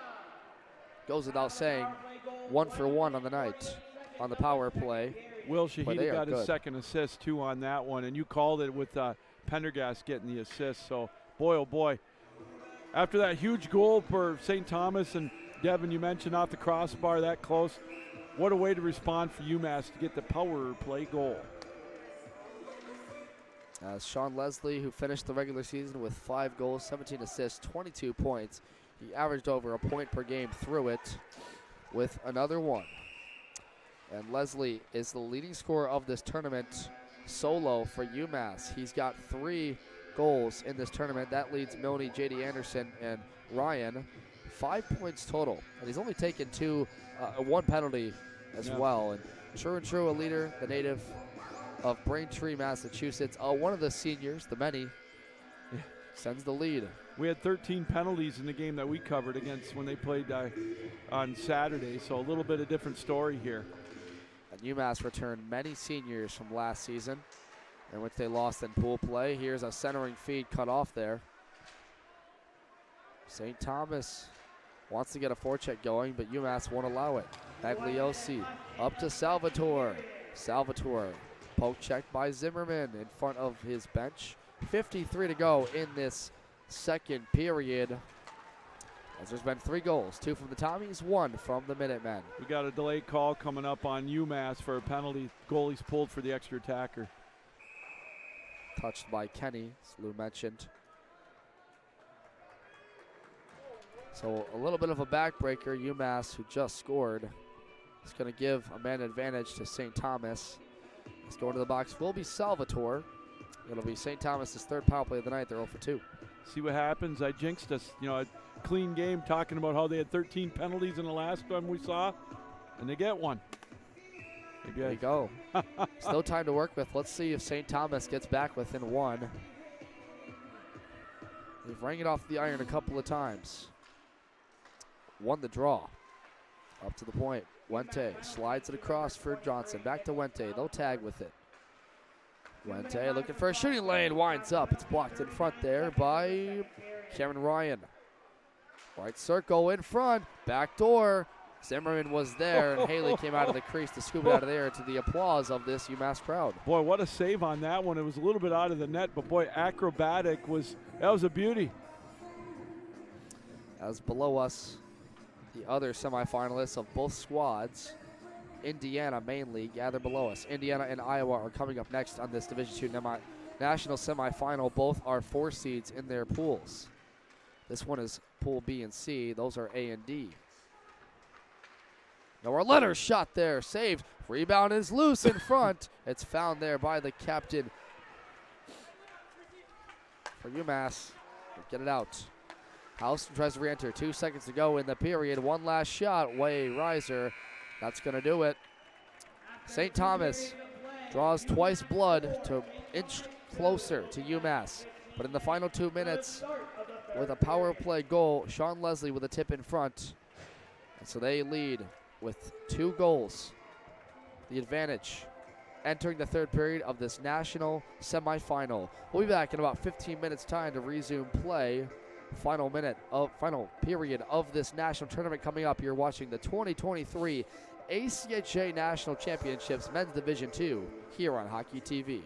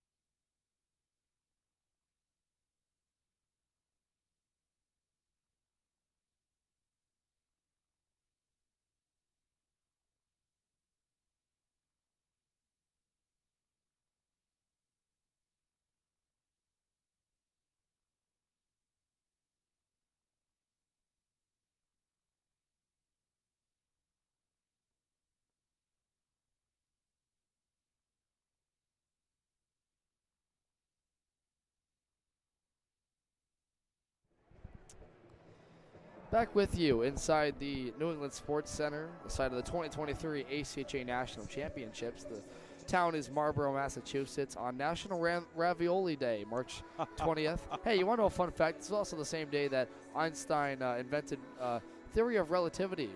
That's E equals MC squared for you nerds out there. And it's a big day as it's national semifinal for men's Division II. We're on site at rink number 7. And my partner, Lou Gamlin, I'm Devin Sarah. Hey, a lot better period by St. Thomas. We've got a hockey game here in the final 20 minutes. Boy, we certainly do, and they gained the momentum with that goal early at in the second period at 2:35, to make it 3-1, and they kept the pressure going, Devin, as you know, and then Ohms got that goal at 15:04, and then a couple of goalpost shots thrown in the mix as well, but then they got that penalty, and boy, oh boy, the Minutemen made them pay. Good power play by the Minutemen. Created so much havoc on there for Hompier. Nothing he could do about that goal, and that's what you want to do on a power play. And that's where we stand, 4-2. Hey, quick update on that Adrian game against Ohio. 7-1, Adrian, after 2 periods. Yeah, sounds like Ohio's run there. They had a couple of 1-goal games in that exciting call you had yesterday with 1/10 of a second. Oh, my Lord. Looks like, they're going to need some puck luck in that third period, big time. Well, you mentioned it, the Bobcats with magic in Marlborough last night, but not so much today, down 7-1. They did some real magic, like actual magic to come back.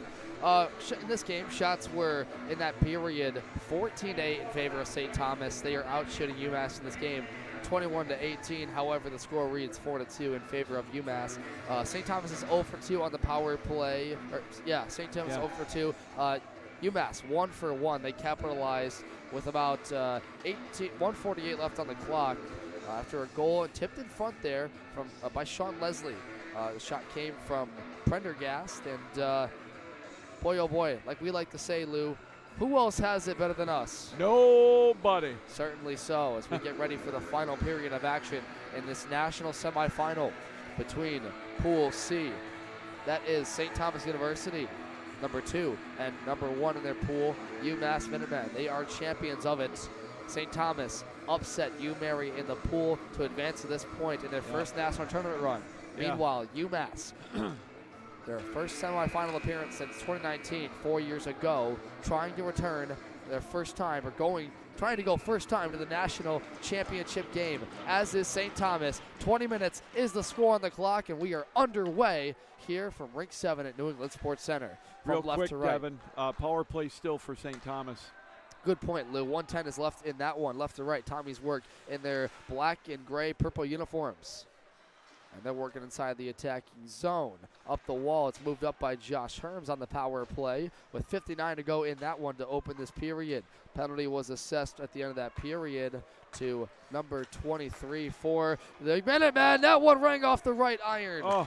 The puck luck not there for the Tommies as it hasn't been. Oh, my Lord. How many times are they going to do that? 4 times. That's exactly what I read. Indeed. They rang it off the iron. We counted 3 times in that second period. One of them on the power play, a riser. That shot over the net by Josh Herms, their captain. And Minutemen will be allowed to change. 25 is left. That period, we mentioned the shots. 14-8 in favor of St. Thomas. They got within 1. It was 3-2. And then UMass got one back there from Leslie after their only power play of the night. So UMass has been able to capitalize. Tommies have not, more times than not, with their bounces. Now, 7 seconds left in their own zone, trying to work out. Off to the box, or out of the bench, goes Nicholas Salvatore. His penalty is up. Back to 5-on-5, but not before St. Thomas has something to say about their attack. Riding the rim of the boards. Here comes inside Nick Davidson. Worked off the puck there by Chirac. It's kept in there, however, by Davidson. Now he's worked over by Zachary Reiser. Here comes Reiser over the line. Has help there with Leslie. Trying to go to the net, and it's wide. Oh, look at that one. Flipped out of the stick blade was a Tommy. Up to the point. Shot. That one saved by Houtfair with his paddle. That one, everybody in this building could hear it from Reiser. Now Reiser holds the line. Down to the slot area. Chirac tried to do a turnaround shot. Missed on it. Tommies will change. It's carried over the blue line. Here he comes to the net. Saved by Houtfair and paddled away. In the far corner. Tommy's come back the other way. Over the blue line is Samuel Ohms. Ohms, 1 goal tonight. Had the 3-2 nod to reach within 1. 17:40 to go. Third period, Devin Silver and Lou Gamblin. The national semifinal in men's Division II, UMass and St. Thomas. Who's going to the national championship tomorrow? UMass in their own zone will carry it out. Left wing, centering feed to J.D. Anderson. Missed, back to get it for St. Thomas's Hallstrom. Hallstrom had to send it back. He was collected by Wente over there. Wente with a stretch pass. That one intercepted, now picked up, turned over by Johnson. Had it, lost it. Now it's taken over by J.D. Anderson. We're going to get an offside call. You know, you mentioned J.D. Anderson, Devin. He had a couple of goals in the first period in that game the other day against Concordia. And Hopfier's made a couple of big saves here to keep it a 4-2 game. You know, that first save in traffic, and then on the last one on that drive, as it face-offs now, just outside the St. Thomas blue line. Hopfier saved 14 of 18 to open the third period. He's made a couple more since then, so entering near 20-plus saves. The most goals Hopfier's allowed in this national tournament. He only allowed 2 previously. Tommy's over the line on the attack. Jed England trying to look for a tip to Gaddy, and he turned it wide. Jed England can't hold the line there. Work to Zimmerman, attacking Daniel O'Leary is in there and out of the corner. Trisquita tries to work over his man. Puck squirts out to the neutral zone. Over the line, Brady Knorr sidesteps a check. He'll look to go to the center ice there. Nobody home except the Minuteman. St. Thomas turns it around the end boards. Here they go on the forecheck. Brady Knorr down low, tried to work it over to Gaddy. Kept in, however. They'll fight for it in the half wall. Possessed by Dunning. Saucered into the air. Minutemen go off for a change. Will allow the Tommies to try and regain the blue line. Hay dumps it in, goes off for a change. Rimmed around the end boards. Out front, lucky bounce, shot, right pad save by Haley. It's still loose, however, in the slot. In the left circle. Kept in at the line. Minutemen will find to get this out there, as just behind the line was Breezy gloving it out of midair. 15:40 to go, second period. From Marlborough, Massachusetts, New England Sports Center, we're happy to have you with us right here on Hockey TV, presented by Flow Sports and Flow Hockey. It's an icing call, rather won there by Brett Stokes, and so it'll come back the other side. Boy, what a great save on that last possession by Haley. You know, it's one of those things where he hadn't had a lot of action at the beginning of the third period, and that was a beauty just to kind of get that pad out right at the last second. A great crowd on hand here to watch this national semifinal. Majority UMass fans on home soil. These players of multiple areas in the Massachusetts, New England area have played many, many games at New England Ice Center. You'd call it a home ice advantage. There's a tip over there on the line by Kenny Wide. Has he ever had a solid game? Now Thomas with a shot there. Breezy, and Haley finds that one to settle it down. Both teams will change. Boy, you mentioned Kenny's game. That's spot on, Devin. He's been back there when they needed it the most, especially on a penalty kill. Holy cow. And great effort on that last play. One of the many solid defensemen on this Massachusetts team. Some others include Zachary Reiser, as well as Michael Dunning. And the captain, John McGrath. With speed over the line, turning heel is Casey Langley. All of a sudden, St. Thomas has been on the attack more than the Minutemen. In this semifinal, drop pass, shot on net, went off the stick blade of Reiser, up and out of play. Yeah, they picked up the pace a little bit. You know, that's down a couple of goals. They're not taking chances or anything, but they're able to get the edge and get the speed and get the puck continued now in the last about 90 seconds or so in that Minutemen end. Day number 5, this is game 4 for both teams. Boy, so much work goes into getting to this point in the national tournament. Both teams, you see the speed, but there's no doubt they're banged up. Shot on net, turned wide in front of the crease. As is every squad that makes it to day number 5 of nationals. It's a grind, no doubt, but it's a fun one indeed. Full of lots of laughs, lots of family time. Both these teams have enjoyed that, and a lot of drama. We've seen it a lot this week. but drama comes with great stories, and this St. Thomas team is one of them. You know, I've been looking up and down this roster at the seniors. There's not a whole bunch of them. Josh Herm, Samuel Halfier, that netminder is one of them, as well as Derek Breezy. And their head coach over there, Ben Sojan, talked about how emotional they were. One thing to add is, you know, they are emotional leaders, and they're not afraid to admit that maybe there's some tears shed about this group. And any St. Thomas fan, I think, will tell you that it's a very, very tight-knit group. Oh, for sure. You know, and you could tell by the tone of his voice. And getting back to your point about the grind, a lot of these coaches, especially UMass, when I talked to their head coach, Mike DeFazio, he said with the break they had not playing in regionals, he said, I worked them hard for a couple of weeks because 5 games in 5 days, if you want to win it all, you need endurance, and it's showing. Yeah, and teams get the couple of weeks off before nationals. Doesn't help. It's also spring break time. Yes. I'm a youngster. I could have gone away, and I enjoyed my time, but mostly quiet in my own hometown of Michigan. Now here come the Minutemen. Oh, that one was a tip off the paddle of Halfier, behind himself over his goal crease. Boy, would that have been a real backbreaker. Minutemen regained the line. Shot on net. Halfier finds that one with the glove. Confident that time. Why would you want to go to Disney World when you can stay here and watch hockey for 6 days? Exactly. Nowhere else I'd rather be personally, as is these teams looking to win a national championship. We are guaranteed one thing, and that is a first-time national champion in men's Division II in this group.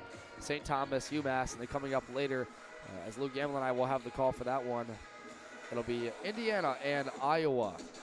4 seeds with a Cinderella run.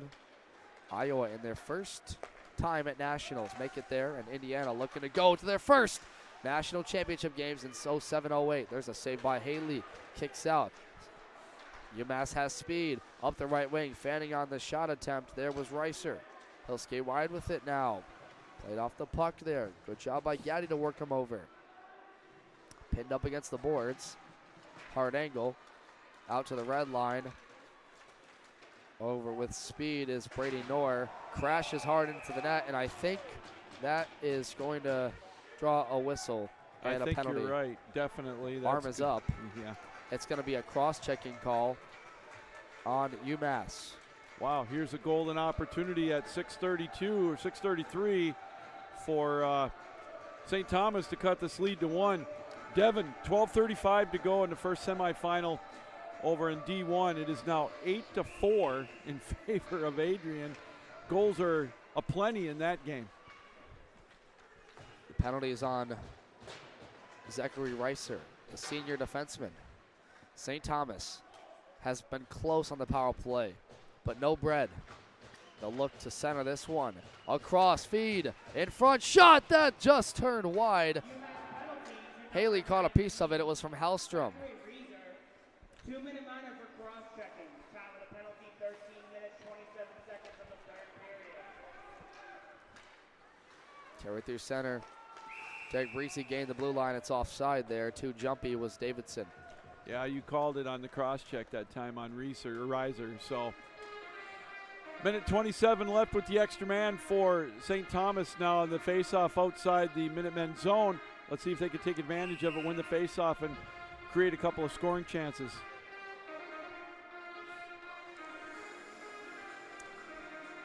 Draw in front of the UMass bench. Won by St. Thomas. All the way back to Halfier there. He'll play it up to his forward over there, Andrew Zimmerman. Now carried out by Wente. Touch pass for Tristan Johnson. Carried over the point to the right circle. Left circle chance now. Looking for a centering feed. Here's Wente with a shot. Blocked. Carrying with it Johnson. 1 minute to go in Tommy's power play. Wente rides the rim. At the point. Looking to go in front. Where's a shot coming? There it is. That's blocked again. Jet England trying to for a go. Zach Simon. Andrew Zimmerman. Back to Wente. Again to Johnson. Now Wente. Still not shooting. Right circle, down low, patience, in the front. Zimmerman couldn't get it. It's kicked out, losing his stick is O'Leary. Picks it up. St. Thomas fans are upset, as is their bench. Yeah. Time and space, one-time blast. Haley couldn't catch it. In front, no one home. That time by Simon, and the arm is up. By golly, Ben Sojan, head coach, is upset over there. Wow. Maybe they're arguing a slashing call. Well, yeah, I got to tell you, the Minutemen bench wanted a penalty. Oh, yeah. Why am I saying yeah? Very St. Thomas. badly. You know, Mike DeFazio, he had his hands up in the air like he just didn't care, you know. But hey. Well, yeah, you're right. What are you going to do? It was a UMass player with his stick slashed. I thought I heard St. Thomas fans upset. It was UMass.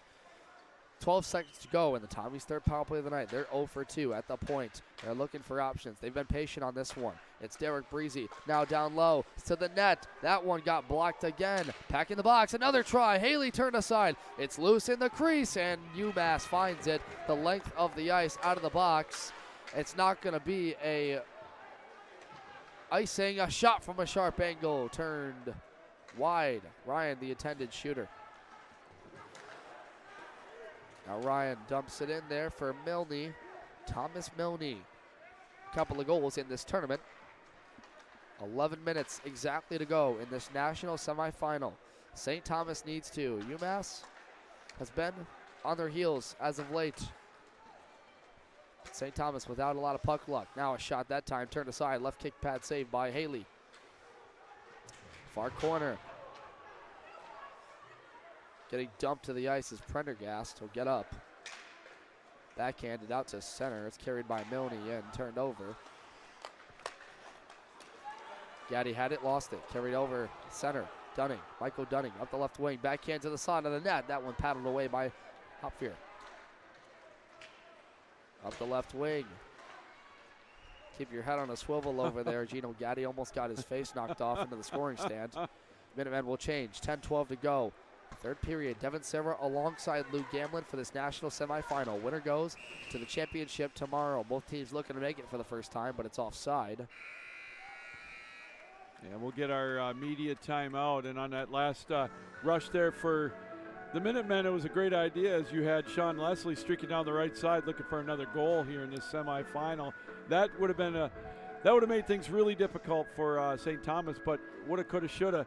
Still a 2-goal deficit a lot of time. Just got to keep doing what you're doing there. I like the pressure that they're putting on UMass in the offensive zone. Yeah, and kind of elaborate. Let's talk about this. Seems like in the first period it was all UMass because they got the first 3 goals, and they got 2 in a hurry, and that really kind of changed the tide for them. You saw them on the forecheck working hard, cycling. It seemed like Tommies were tired of their own zone. Yeah. Then all of a sudden they wake up. Second period starts. They get 2 goals out of the right out of the gate in the first 10 minutes. Yeah. UMass answers late. However, they've gained most of the puck possession time. Yes.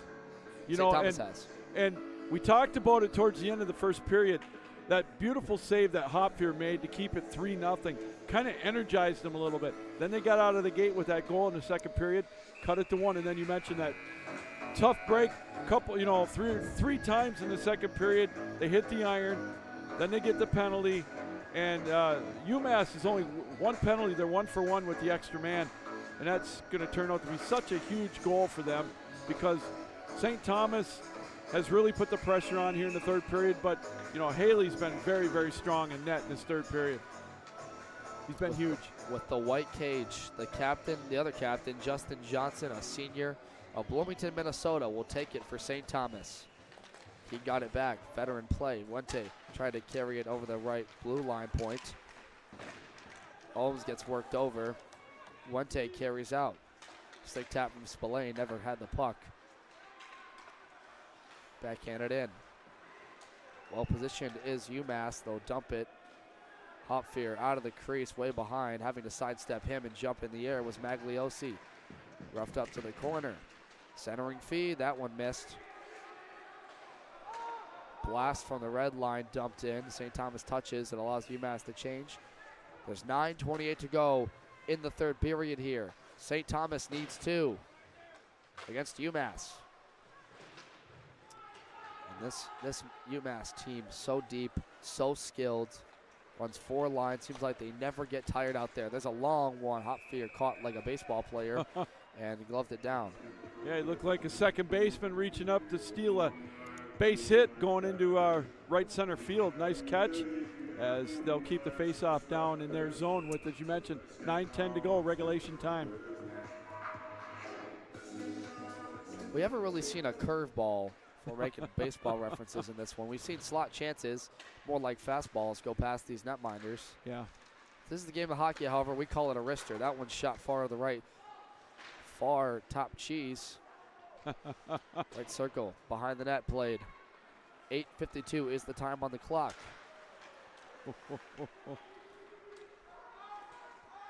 Long dump in, near side corner. Up in the netting. Stop to play. Face-off will come out. No, it will stay inside UMass's zone. Called there by official Catano. Well, here you go now, an offensive zone face-off for the Tommies. Let's see what they can do with this one. That draw was touched first by Johnson, but he pushed it ahead. UMass alien saucers this one out. Left circle chance, sharp angle shot, well over the top right corner by Cameron Ryan, who's got 2 tonight for UMass, both from that first period shot. Oh, Haley had that one sidestep his right pad, but he saved it. In their zone, delayed penalty coming up here on St. Thomas. Yep. Josh Herms is the guilty party for now. To the bench goes Haley. So they'll get 6 on 5. Look to join a rush up there. Gets it to Leslie. Leslie centering feed. One time. What a save. My. Glove saved by Halpfier. My goodness, 6 on 5. Boy, oh UMass boy. trying to extend the lead. You know, I want to go back to that last save that Healy made. You had Michael Dunning playing defense there, and that shot went right through his 5-hole, and a last-second save by Healy, one of his best saves of the night. And then that also drew a penalty on Herms, and then as you mentioned, now on the other end, Hopfier had to make a dynamite save, 6 on 5 to keep it a 2-goal lead. 4th power play of the night for the Tommies. They're 0 for 3. I'm sorry, for UMass. They're 1 for 2. UMass slides the point. It's tipped in front. Still loose. Halpfier, 1-2 saves. Keep the zone. Whiffing on the shot attempt was Milne. He's helped out there by Roy. Roy, stick checked by Davidson, and good job to get it out. Here's a race for the puck. Short-handed coming in is Simon. Trying to work his man over. Takes down Trisketa. Trisketa lost an edge. Here they are in their own zone. Looking for the breakout. Up the right wing with speed. Have to turn heel. Trisketa up the wall. Played out by Thomas Milne. Milne to the slot area.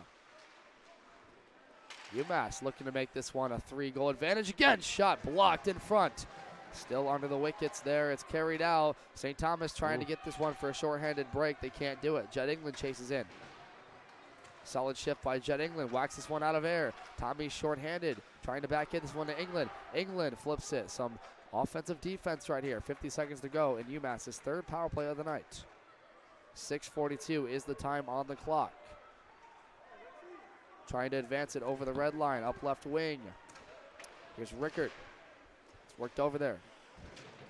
Rickert draws in defenders. Played it to the zone.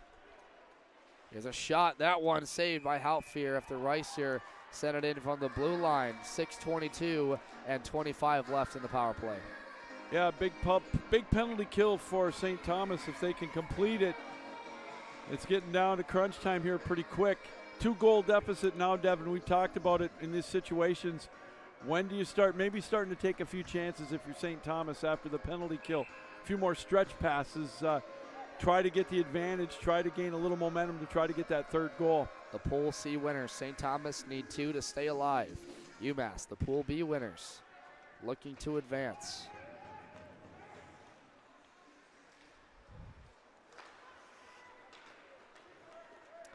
Here's Reiser.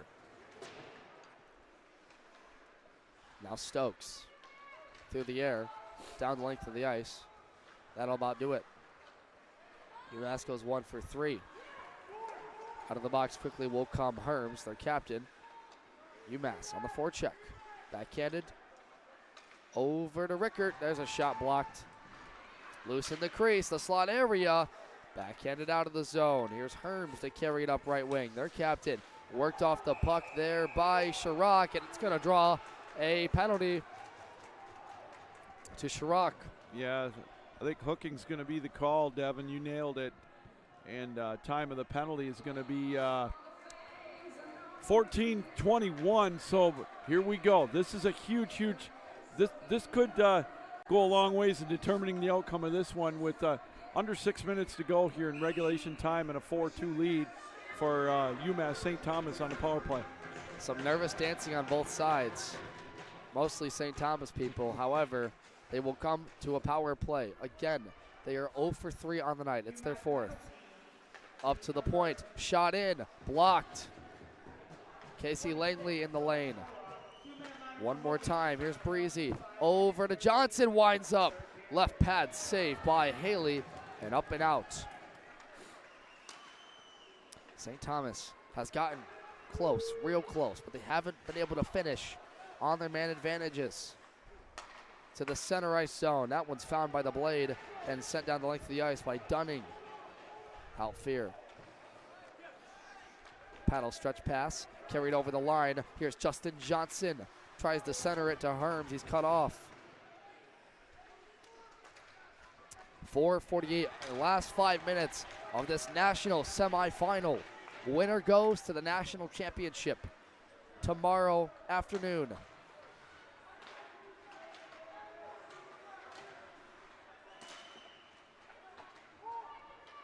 Over the blue line. Clappered in there. St. Thomas. Wente stops on a dime. They want to get a reset for their breakout. Too far there. Little miscommunication up to Zimmerman. Zimmerman has to turn heel. They'll lightly tap it now. Cross ice with speed as Tristan Johnson gained the blue line. And here comes his help. Looking to go through center ice. It's clogged up the middle by the UMass Minutemen. At the point. Across to Johnson. Back to Wente. Wente to Zimmerman. Back to Wente. 17 in the power play. Blocked in front. Not out, however, in the slot. Soccer play there by Wente. Backhanded behind the net. Looking for somewhere to go. Is there. It's played out. Up and out. And the power play is over. St. Thomas 0 for 4. It's the delight of this Minuteman crowd. They can smell it. 3:33 to go in this national semifinal here on day 5 in Marlboro. The Minutemen come to the attack. There's a shot. That one is blocked from Zimmerman. On the attack. Down low. It's a wrestle for it. One by first to Cameron Ryan. Cameron Ryan up to McGrath. McGrath winds up. Hit in front. Stays in play to the near corner. Roughed up against the board. Zimmerman against Ryan. Tommies need to get it out to keep their season alive in their first trip to nationals. UMass has been there, done that. They lost the 2019 semifinal. They have never been to the national championship game. Shot from the point there, blocked in front again. That one's into the upper railings here. Look out, someone's got a souvenir. Here we go, 2:36 left to go. Regulation time, a 2-goal deficit for the Tommies. Go ahead. When do they think about polling Halfier? That's the big question. I was just going to ask you that. Great minds think alike. Well, I tell you what, my guess would possibly be no later than the 2-minute mark. Yeah, they got possession down in this end. So well, it starts with this face-off draw. I think we're going to get a timeout here. Smart move. UMass is calling the timeout, so they'll get a chance to think about it. They got the offensive zone face-off. If they win it and get control of it. You want to play real coach here? Oh, me? As that's called. We're hanging off a rail. We want to act like we know what the coaches will do. So, if you're UMass, we got all the answers, right? Well, yeah, of course we do. We're broadcasters. Look, UMass has been blocking shots in front all night. They've been packing the box, as you will, forcing them to the outside. St. Thomas has had their looks, especially on the power play. Yeah. And it's running off the iron once, twice, 3 times, 4 times. Count it on your fingers. And Haley's come up big. So has Halfier. But St. Thomas needs an answer. First, what does St. Thomas do? I think if they win the face-off and they get it set up down in the far corner or whatever, I could see them pulling the goalie. My guess is it'll be right around 2:10, in between 2:10 and 2 minutes.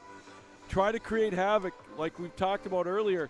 They've given up some rebounds, some post shots. It's all going to be right there, and getting that extra body down there is going to be huge. And I could see it at about the 2:10 mark. 2:10 mark. It's 2:36 on the clock. UMass is up by 2. St. Thomas got this one within 1, middle part through the second period, after goals from Anthony Madigan, officially wrote as Wente. And then it was Samuel Ohms with a bang-bang play down low. UMass answered, however, on the power play with under 2 minutes to go from Sean Leslie. And Ryan has 2 for them today. Cameron Ryan for UMass. But this right circle draw, most important up to this point. St. Thomas needs it, and they get it to the point. Derek Breezy gets it to Zach Simon. Simon takes a check from Pendergast. Pendergast in the chase after it. First met up there by Sean Leslie. Sean Leslie with speed. Center main, centering feed, trying to get it short side. It's another chance there for Prendergast that he can't finish as Houtfier was there ready.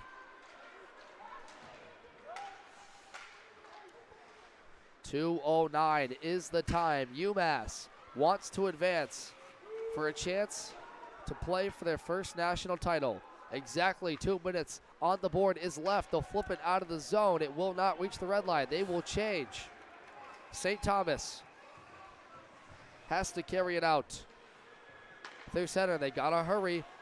Misplayed at the line. Sent back in. Here's Justin Johnson. Justin Johnson, the captain, tries to carry it. There's a shot. Haley turned it aside. There goes Houtfier to the box. 6 on 5. They need 2. Empty net for UMass to the red line. Carried out. Defending play. It's still kept there. O'Leary trying to go with a shot. Can't get it off. Zach Simon back in there. 1:19 is the time. UMass. Christopher Roy behind the net. They're going to look to keep this in. Josh Herms down low. Centering feed. Haley, what a save. Doorstep. Cobra head for Anthony Madigan. Oh, my. Thomas Haley standing on his head, keeping this one at a 2-goal advantage. Boy, I tell you what, after he gave up that second goal earlier today, he has looked strong. Yeah, in that third period, this third period, Haley's been a rock, man. An absolute rock. And so there we go. 65 seconds left in regulation time. The net is empty to our left. It'll be six attackers for the Tommies. And, boy, here we go. My name is Devin Serra. I'm alongside Lou Gamlin from Rink 7 here in this national semifinal. In Marlborough, Massachusetts, day 5. UMass is on to a 4-2 lead. If you haven't joined us, UMass got onto a 3-0 lead to start the first period. St. Thomas is on their heels. Then they outshot UMass 14-8 and got 2 goals with it. But a late power play goal in that second period from Leslie gives them a 2-goal advantage back. And you know, they've had their chances, has St. Thomas. Yeah. They really have. They really have. And it's some stuff just has not gone through the net for them. Well, you mentioned it. Puck luck, you know, hasn't been on their side. They've had some opportunities, absolutely right. This has been a hard-fought game. And, again, I go back to the goaltending of Haley in the third period. He's been strong. You know, he gave up those 2 goals, and he's tough. He's tightened it up. The defense has tightened it up for UMass, especially when they've been shorthanded. Here we go. Right circle draw. It'll be Mike Mitchell Rickert against Justin Johnson, their captain. Justin Johnson won it. Shot quickly sent in, blocked in front. UMass packing the box. 1 minute to go in this semifinal. A shot, score! Justin Johnson. St. Thomas with life. 55 to go. They're within 1. Justin Johnson from just outside the slot area, blasted one top shelf. Not a whole lot Haley could do about that one, and here we go. We're back to a 1-goal game. Hold on. 54.8 to go. The first goal since 1848 of that second period. And it's who else? Their captain, Justin Johnson, answering with a massive one. St. Thomas is still alive. There's 55 seconds to go in this national semifinal. Winner plays tomorrow. St. Thomas goal scored by number Face-off is won by UMass. It's intercepted, kept in at the line there. Composure from Josh Herbs. They chase it after. They will have to pull Halfier once again, but they have to hold the line. They can't do it. It's with speed the other way coming UMass. Sean Prendergast. Down the middle is Thomas Milne. He's played hard by the puck. 32 seconds is the time. St. Thomas has to get out of the zone. Over the line, blue line, red line now, dumped in. Still, that's going to be an icing. That's going to be an icing. They don't gain the red line. 22 seconds is the clock. We will have a face-off draw in the UMass zone. Josh Herms got credit for one of the assists on that goal by Justin Johnson. So here we go. The net is empty to our left. 6 on 5, 22.1 to go. Both teams have used their timeouts. We've seen lots of drama from all 5 divisions in this national tournament. We've crowned 2 champions from the women's. And the men's are trying to get there for tomorrow. Here we go. Face-off draw won by the Tommies. Shot in. Haley past his glove side. It's met up there first by Anthony Madigan. Madigan empty his net. 13 seconds left. UMass out of the zone. At the blue line. Shot in. Deflected out of the zone. 8 seconds left. One more dump-in attempt. UMass controls. The Minutemen will play for a national championship. It's over. UMass is going to the national title game for the first time in their program history. Wow, what an ending to this one. Justin Johnson made it close with that slapper with 54 seconds left, but they couldn't get control of the puck, and with 8 seconds left, they had to get onside, and that's all it took. Congratulations to the Minutemen. They're going to get that home ice advantage tomorrow afternoon at 4 o'clock. What a game. What a finish. St. Thomas made it interesting. They had an answer in under a minute from their captain, Justin Johnson. But early play, some early goals, put UMass up to a 3-0 advantage. Cameron Ryan with 2 goals tonight. Will Triskeeta with 1. As well as Sean Leslie and a host of others with points. But all that matters is that UMass will play for a title. What a game, and what a time to be at the national tournament here in Marlboro. Luke Gamlin, final thoughts. Wow, you said it. What a game. You know, they started out with a 3-0 lead. St. Thomas did not. They didn't go away. That huge save at the end of the first period gave them some momentum. A couple of goals, 3-2, and then, you know, just puck luck, like we keep saying. They had probably 3 or 4 clang off the post, but it happens to everybody. Then the power play goal by the Minutemen turned out to be really the game winner right towards the end of the second period. And Johnson was able to get that goal 6 on 5 to make it 4-3. Then they had one more opportunity after the icing call. But, yeah, this is what it's all about. You know, a great game, 4-3. And now we're going to see who the Minutemen play. It's going to be a battle between the 4 spots in each of the other pools, and the Cinderella game's coming up next. Can't wait, man. And tomorrow's going to be one heck of a game too. An emotional end for St. Thomas as they'll get ready to come off the ice. Some of them with valiant effort. It's a tight-knit group of seniors and a great display of effort in their first national championship tournament. First time reaching the semifinals. I have a feeling they'll be back. But it's all Minutemen as the final minute sounds. Final score here, UMass 4 and St. Thomas 3 in this national semifinal. For everybody here at Hockey TV, our cameraman Zach Turner, myself Devin Serra, and my partner Lou Gamlin, we say thank you for watching this presentation of the 2023 ACHA National Championships Men's Division 2 here on Hockey TV. Coming up next, it'll be both the 4 seeds, Pool Winner A and Pool Winner D, Iowa and Indiana, right here on Hockey TV. Thanks for watching and have a wonderful day, everybody.